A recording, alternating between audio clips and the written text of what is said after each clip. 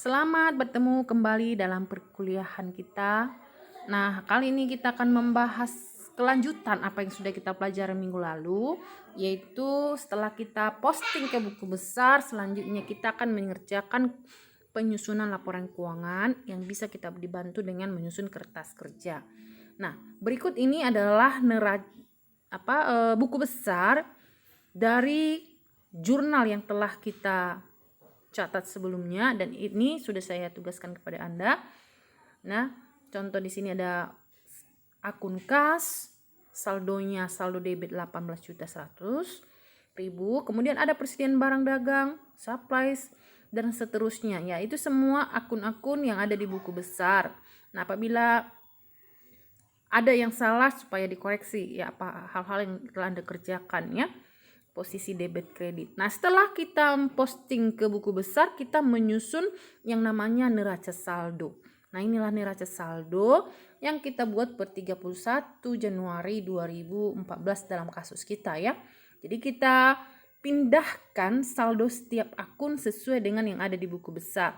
Nah, kas, kalau kita lihat di buku besar ya, contohnya kas bersaldo debit 18.100.000, maka di neraca saldo kita pindahkan di sebelah debit 18.100.000. Nah, begitu juga persediaan barang dagang. Nah, berapa dia di sebelah debit, kita posisikan jumlahnya di neraca saldo di sebelah debit.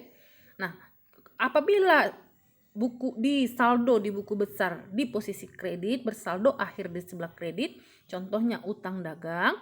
Kalau kita lihat utang dagang,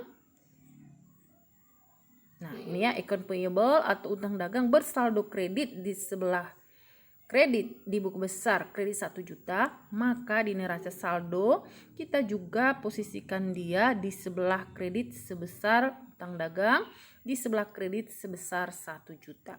Nah, jadi menyusun neraca saldo ini hanya memindahkan saldo-saldo yang ada di buku besar.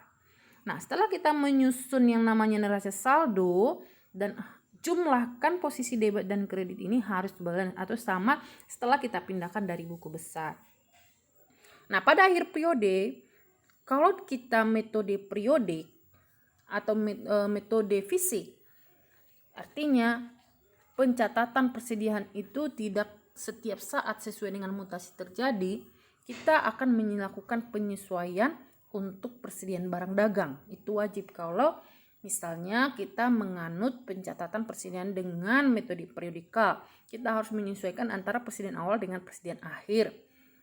Kemudian bisa saja gaji yang belum dibayar. Misalnya setiap gajian biasanya kan tanggal 3 atau tanggal 5 setiap bulannya. Nah, gaji yang tanggal 5 itu adalah pekerjaan di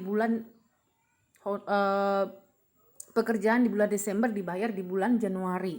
Nah, walaupun dibayar bulan Januari, tapi beban itu terjadi di bulan Desember, maka itu harus diakui sebagai beban bulan Desember misalnya.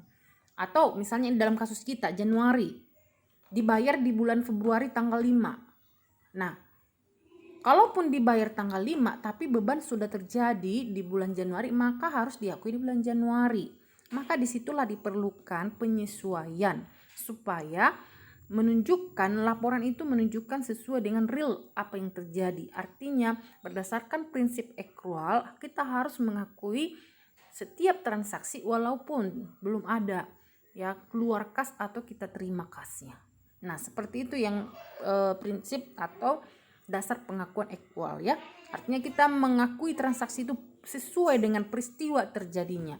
Maka oleh karena itu, karena belum ada dibayar tapi harus kita akui, maka disitulah dibutuhkan jurnal penyesuaian. Begitu juga perlengkapan. Ya, setelah kita cek fisik perlengkapan ya di kantor, ternyata ada 100.000 yang sudah terpakai dari jumlah perlengkapan yang ada 300.000. Namun setelah kita cek terpakai hanya 100.000. Ya, berarti yang terpakai ini sudah menjadi beban. Maka kita harus ada pengakuan beban sebanyak 100.000.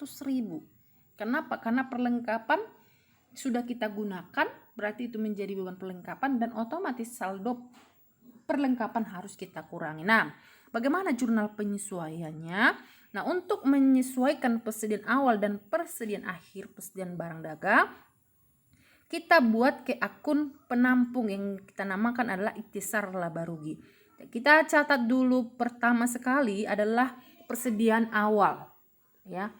Kita mencatat ikhtisar laba rugi pada persediaan barang dagang. Artinya kita pindahkan akun persediaan barang itu ke ikhtisar laba rugi sebesar persediaan awal. Lihat di neraca awal ya di kasus kita ini bahwa ada saldo awal sebesar 5 juta. Ya. Saldo awal persediaan barang dagang. Lalu yang berikutnya adalah menyesuaikan persediaan akhir. Ya, persediaan akhir kita pindahkan ke akun penampung juga, ke akun penampung ikhtisar laba rugi. Persediaan barang dagang debit kita kreditkan ikhtisar laba rugi ini sebesar persediaan akhir. Ya, sebesar persediaan akhir. Nah, lihat di keterangan di kasus kita. Berapa persediaan awal dan persediaan akhir. Lalu untuk beban gaji yang belum dibayar. Kalau gaji yang belum dibayar berarti utang. Ya, utang bertambah di sebelah kredit. Ya, berarti pekerjaan yang sudah dikerjakan karyawan berarti itu beban. Yang kita namakan beban gaji. Beban gaji bertambah di sebelah debit, maka jurnalnya beban gaji 1.500.000 dan karena belum kita bayar maka kita catat sebagai utang gaji 1.500.000. Nah, itu penyesuaian untuk gaji yang belum dibayar. Lalu yang ketiga, perlengkapan yang terpakai 100.000. Seperti yang saya katakan tadi bahwa perlengkapan yang sudah kita pakai itu kita katakan sebagai beban perlengkapan. Ya, beban perlengkapan kenapa? Karena kita sudah gunakan, ya kan? Jadi kita harus mengakui adanya beban perlengkapan sebesar 100.000 karena kita sudah pakai, berarti saldo perlengkapan harus kita kurangi. Ya, perlengkapan berkurang di sebelah kredit sebesar 100.000. Nah, itulah jurnal penyesuaian untuk hal-hal yang telah kita kumpulkan pada akhir bulan. Nah, lalu bisalah kita susun kertas kerja. Ya, kertas kerja untuk usaha dagang ya sama posisinya dengan yang ada di perusahaan jasa. Ya, hanya di dalam perusahaan dagang ini muncul akun-akun persediaan barang dagang, penjualan, pembelian, persediaan barang dagang ya. Yang pertama sama ya, yang telah Ibu jelaskan di menyusun kertas kerja di perusahaan jasa. Pertama, neraca saldo kita tinggal memindahkan akun-akun yang ada di neraca saldo sesuai dengan debit dan kreditnya. Yang kedua, memasukkan penyesuaian sesuai dengan debit dan kredit. Contoh, ya kan? Persediaan barang dagang. Kalau kita lihat ya, persediaan barang dagang di sebelah debit ada 3 juta. Maka masukkan di penyesuaian, di kolom penyesuaian ya. Di sebelah debit, ini debit 3 juta. Kemudian di sebelah kredit, kita lihat persediaan barang dagang. Di sebelah kredit ada 5 juta. Maka masukkan dia 5 juta. Kemudian ada perlengkapan. Di sebelah kredit 100.000 di sebelah kredit di jurnal penyesuaian. Maka di kertas kerja juga masukkan perlengkapan di penyesuaian, di kolom penyesuaian ini di sebelah kredit 100.000 rupiah. Ini dalam ribuan ya. Nah, kemudian utang dagang tidak ada pengaruhnya. Utang dagang. Nah, ada pengaruh utang dagang? Tidak ada ya. Lalu apa berikutnya? Utang gaji. Ada utang gaji di jurnal penyesuaian, ada di sebelah kredit. Masukkan di sebelah kredit di kolom penyesuaian. Nah, kemudian beban perlengkapan di sebelah debit. Kita lihat beban perlengkapan. Ini ya, beban perlengkapan di kolom penyesuaian. Ya, ada sebesar 100.000. Nah, kita hanya memindahkan dari jurnal umum ini, kita pindahkan ke kertas kerja. Ya, sesuai dengan debit dan kredit. Nah, di sini sebenarnya yang dibutuhkan adalah kehati-hatian dan ketelitian. Nah, setelah kita masukkan angka-angka yang mempengaruhi di jurnal penyesuaian, kita susunlah neraca saldo setelah penyesuaian. Nah, sama halnya ya. Artinya kita tandingkan neraca saldo dengan penyesuaian. Kas tidak ada pengaruh ya, tinggal hanya kita pindahkan. Nah, kemudian persediaan barang dagang. Di neraca saldo ada 5 juta. Ya kan? Aduh. Di persediaan barang dagang ada 5 juta. Di penyesuaian ada debit 3 juta. Berarti 5 juta debit ditambah 3 juta 8 juta. Dikurangi adanya saldo kredit 5 juta. Berarti 5 juta sama-sama debit kita tambahkan 3 juta 8 juta. Tetapi karena ada masih kredit 5 juta, berarti dia bersaldo debit 3 juta. Berarti di neraca saldo setelah penyesuaian jumlahnya 3 juta. Ya, gitu ya. Kemudian perlengkapan. Di neraca saldo 300.000 di sebelah debit. Di penyesuaian dia berada di sebelah kredit. Ya, berarti kalau debit dengan kredit mana lebih besar? Debit. Berarti dia bersaldo debit di neraca saldo setelah penyesuaian sebesar 200.000. Nah, piutang dagang tidak ada pengaruh, tinggal kita pindahkan sesuai posisinya. Debit di neraca saldo berarti debit di neraca saldo setelah penyesuaian. Begitu juga utang dagang, utang gaji, modal ya, penjualan dan seterusnya. Ya.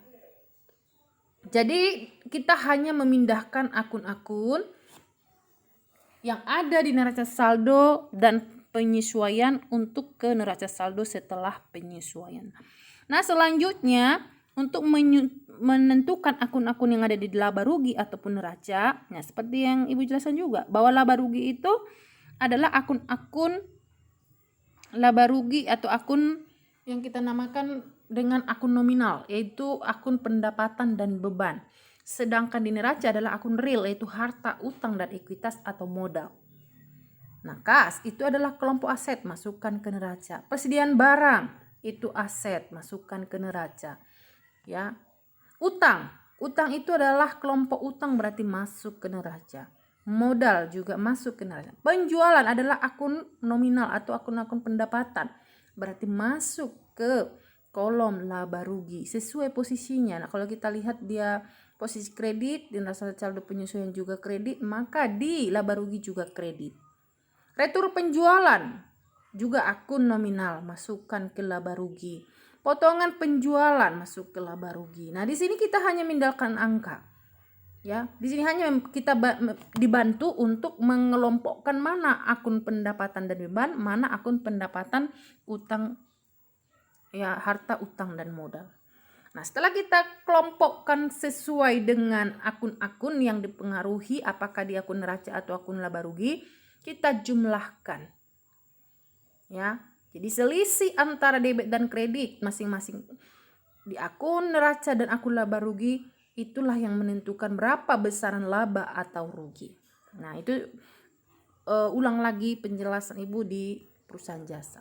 Nah, berdasarkan angka yang ada di laporan neraca di kertas kerja, kita sudah gampang menyusun laporan keuangan. Nah, kalau kita menyusun laporan laba rugi, lihatlah angka-angka yang ada di kolom laba rugi.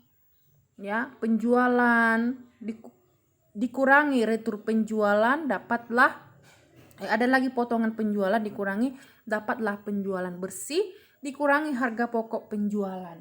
Nah, harga pokok penjualan itu dihitung dengan persediaan awal ditambah pembelian ditambah biaya angkut dikurangi retur pembelian dan dikurangi potongan pembelian, dapatlah pembelian bersih. Ya kan? Kemudian persediaan awal ditambah pembelian bersih, itulah barang tersedia untuk dijual selama periode berjalan, dikurangi persediaan akhir, itulah yang dinamakan harga pokok penjualan. Ya. Jadi harga pokok penjualan dikurangi, penjualan bersih dikurangi harga pokok penjualan, dapatlah yang dinamakan laba kotor. Ya, masih laba kotor.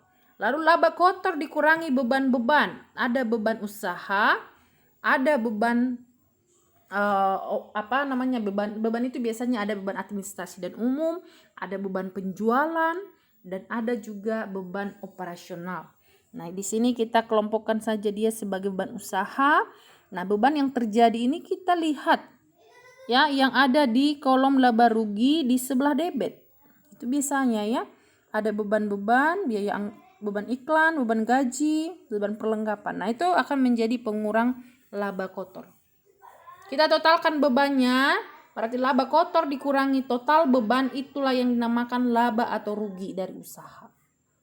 Ya, dari kasus kita ada laba bersihnya 6.800.000. Lalu bisa kita menyusun yang namanya laporan perubahan modal atau capital statement.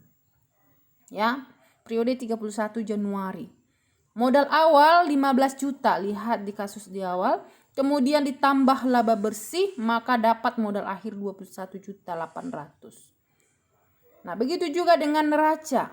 Neraca itu kita lihat di kertas kerja di kelompok neraca, yaitu kita kelompokkan dia aset, ada cash, persediaan, supply, piutang dagang. Total aset harus sama dengan total utang dan kewajiban. Ingat persamaan dasar akuntansi bahwa harta sama dengan utang tambah modal.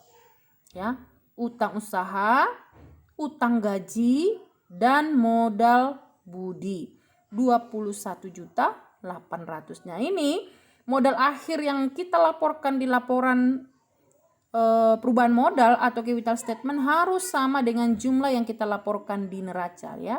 Nih. Nah, seperti itulah cara menyusun laporan keuangan dalam perusahaan dagang.